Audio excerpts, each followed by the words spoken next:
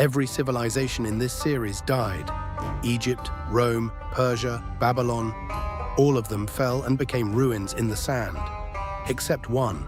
On the far side of the world, a civilization began around the same time as the others, and then did something none of them managed. It refused to die for 4,000 years.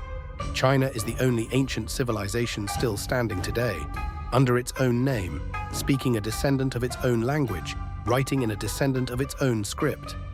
A literate person today can read characters carved 3,000 years ago. Imagine a Roman being able to read Latin from before Rome existed. That is China. But do not mistake that for peace. China did not survive by avoiding collapse. It survived by collapsing constantly, splitting into warring kingdoms, being conquered by outsiders, burning to the ground, and then every single time pulling itself back together as China. It is not one long empire. It is the same empire, dying and being reborn over and over. So here is the real question. If every other great civilization fell once and stayed dead, what is the secret ingredient that let China fall a dozen times and always come back? The answer is an idea invented 3,000 years ago that is still quietly running the largest country on Earth. It begins, like the others, with a river. The Yellow River, so heavy with silt it runs the color of mustard, and so prone to catastrophic floods that it earned a nickname. China's sorrow. Taming it took millions of people working together, and that need for mass cooperation shaped everything China would become. The first dynasty we can prove, the Shang, told the future by heating bones until they cracked, and then writing the questions and answers on them. Those oracle bones carry the earliest Chinese writing, and it is already recognizably the ancestor of what over 1 billion people use today. The script never died. That is the first thread. Then the next dynasty, the Zhou, invented the idea that would save China forever. The mandate of heaven. Heaven itself chooses who may rule, but only while they rule justly. Floods, famine, defeat. That is heaven withdrawing its approval. And when the mandate is lost, rebellion is not a crime. It is heaven's will. Think about how powerful that is. It means a dynasty can fall, be overthrown, wiped out completely, and the system underneath survives.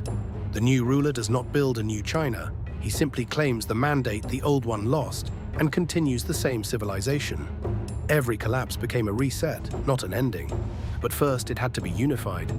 For centuries, China tore itself apart in an era so violent it is simply called the Warring States. Out of that bloodbath, one ruthless king conquered everyone else and, in 221 BC, declared himself the first emperor of a united China.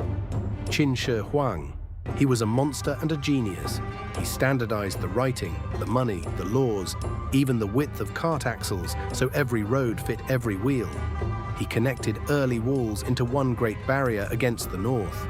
He also buried scholars alive and burned books he disliked. He built China, and he built it in blood. He conquered everything except the one enemy no one beats. So he obsessed over immortality, drank potions of mercury that may have killed him, and built a tomb guarded by an army of 8,000 life-sized terracotta soldiers, each with a different face, to protect him in the afterlife. We only found them in 1974, when farmers digging a well hit an ancient buried face. His dynasty fell within a few years of his death, exactly as the mandate predicted, and the Han dynasty took over and ran for 4 centuries. This began a rhythm of golden ages. The Han, then later the Tang, when China was almost certainly the most advanced, most populous, and most sophisticated civilization on the entire planet. And they invented something no one else had. A government run not by nobles born to power, but by scholars who passed brutally hard-written exams. In theory, a peasant's son who studied hard enough could rise to run a province. A meritocracy, 1,300 years before the idea reached the West. The exams held China together across every collapse, and the inventions poured out of China for over 1,000 years. Paper, the magnetic compass, printing with movable type centuries before Gutenberg, and gunpowder, first used for medicine and fireworks, then for war. 4 inventions that would later remake the entire world, all Chinese, all centuries ahead of everyone else. The threat was always the same, the horse peoples of the northern steppe, the greatest cavalry on earth. China's answer was the most famous structure ever built, thousands of miles of wall rebuilt across dynasties. And here is the uncomfortable truth about the Great Wall. As a wall, it mostly failed, because the greatest conqueror in history simply went around it.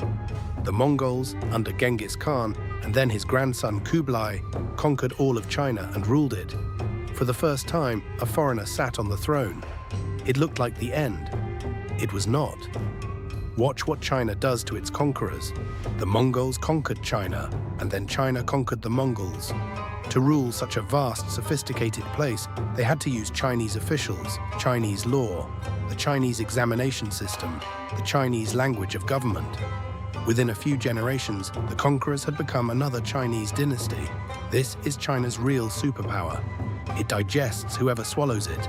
After the Mongols came the Ming, and under them China nearly changed the course of history. An admiral named Zheng He led fleets of enormous treasure ships, some perhaps 4 times the length of Columbus's boats, across the Indian Ocean to Africa, decades before Europe's age of exploration even began. China had the ships, the wealth, and the technology to discover and dominate the world. And then China made the most fateful decision in its history. It stopped. The emperor decided the voyages were an extravagant waste, that China already had everything it needed, and the outside world had nothing to offer. The great fleets were burned, the ports were closed. China turned inward at the exact moment Europe turned outward. That single choice decided the next 500 years. For a while it did not matter. Under the next dynasty, the Qing, China was still vast, rich, and utterly convinced it was the center of the world. It called itself the Middle Kingdom, the center of everything, and treated all foreigners as inferior barbarians who should be grateful to trade. It did not notice that the barbarians had been busy. The reckoning came in the 1800s.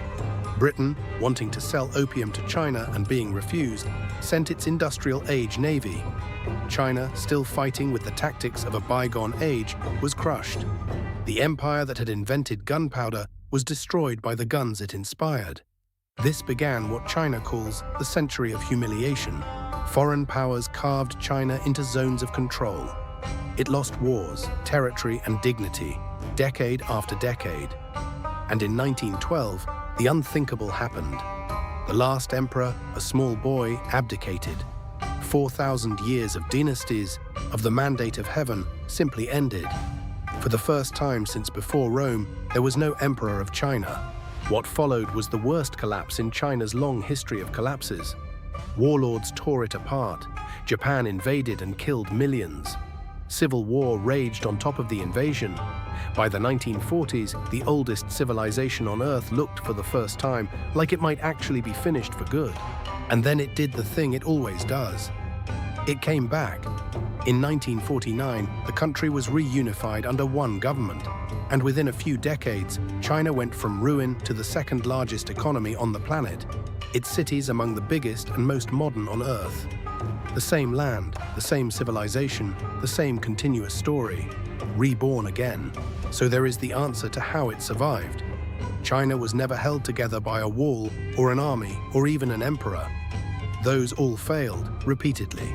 It was held together by an idea that there is one legitimate way to be China, one civilization the mandate passes through, no matter who is holding the throne this century. Rulers were temporary. The idea of China was permanent. That is why, of all the civilizations in this series, China is the only one you cannot visit as ruins. Because it never became ruins. It is still here, still writing its ancient characters, still the same civilization that watched Rome rise and fall from the other side of the world, and simply kept going, the empire that never died. But there is one more world we have not touched.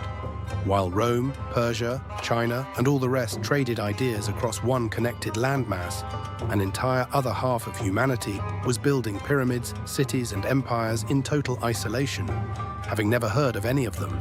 They invented writing, astronomy, and mathematics from scratch, with no contact and no shared ancestor. The Maya, the Aztecs, the Inca. Civilizations as brilliant as any in this series that most of the world has still barely heard of. And their story ends with the strangest, cruelest twist of all. That is next.